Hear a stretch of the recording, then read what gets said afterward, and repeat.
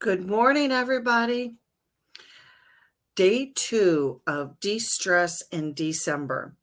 So I started this series last evening, and I'm doing a 12-day of de-stressing, some simple tools and techniques to help you any time of the year, but especially at this time of the year because there's just so much pressure on us.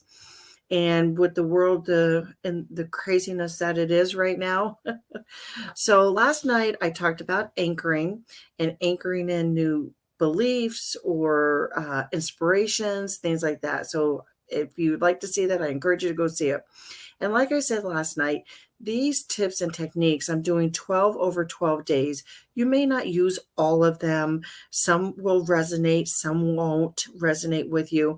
But the important thing is, I think, to just, if you can take one or two things that you would use and use consistently, I really believe that it can be very impactful in helping to de-stress, as you know, get that energy back up where you'd like it to be, and to really help with clarity and balancing.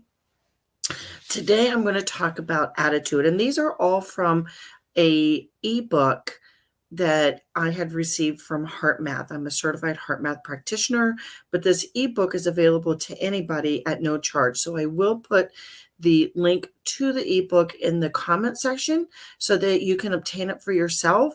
And there's a section for notes. So you can, if you download it and print it, you can take some notes or, jot some things down that can help you to remember some of these things to really help you going forward.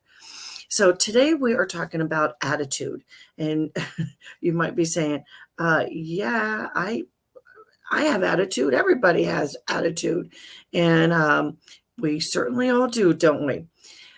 But what this is talking about, what I'm going to be talking about, is those attitudes that you have that maybe you don't want because they accumulate and they really can be make you anxious, make you stressful. There's just so many things. So the attitudes include that I'm talking about are when you're being judgmental or impatient, maybe edgy with yourself. But one of the biggest things that I find for so many people is when you are self-critical, that judge that you have in your head about yourself. And these kind of attitudes really can, they're undesirable. You don't want to have them, and they really can be an energy drain. So I'm going to teach you a very simple technique this morning. It's so simple that you can use anytime to really help to change those attitudes. Now, remember, some attitudes we've had for a long time and we don't like them and we don't want them, but it's not like you're going to overnight or in one day change them. However, with consistency, like everything else, if you use this technique I'm going to teach you, you have a really good chance of turning the volume way down on it, or even maybe perhaps eliminating it. So it's called the attitude breathing technique. And the first thing you're going to do is to recognize the feeling or attitude that you have that has been an energy drain on you, or you don't want to have it. So say that you get really impatient with people and you get really pissed off and angry because of something that somebody does. So that would be maybe a good place to start. What I always say is, what is in your face? What is in your face? So what is that thing that's in your face right now or consistently that you really don't like because it doesn't make you feel good? And let's face it, we all want to feel good, especially at this time of year. So you identify perhaps a replacement attitude. So say that you're really overreactive and frustrated with people, then a replacement might be kindness or patience. The other thing is that sometimes it's hard to even think about a replacement attitude because you're just so caught up in it. So another place might be just to think about being neutral. How would it be to not even have a reaction? It's hard to go from, say, sad or angry to joyous or happy. I mean, that could be a big stretch. And I understand because I've been there myself. But I can think about going to neutral, to at least neutralize that thought, to neutralize that attitude. So that could be a replacement attitude. So then you focus on the attention of your heart. Last night I talked about heart-centered breathing. So if you missed that, It's a really great, simple technique, and we're going to basically be doing it, is really to find a way to slow down your breathing, focus on the area of your heart, and find a rhythm of breathing that's good for you. And as you focus on your heart-centered breathing, you just practice increasing the feeling of your new attitude that you'd like to have. So, for instance, I'm going to use being self-critical because I think we all do that. So I get really upset with myself because I really judge myself. I say things in my mind that, oh gosh, why'd you do that? Or, that's not good enough, or you should have done this. I should all over myself. So that's the thing not to do, is to shit all over yourself. But one of the things, as I said, in this technique, I would like to go to is to neutral, for instance, to just not have those kind of thoughts about myself. And to, if I wanted to go beyond that, to maybe appreciate me for who I am. So I would suggest with starting with 5 breaths in, 5 out. Just slow that breathing down, focusing on the area of your heart. And I actually physically touch my heart.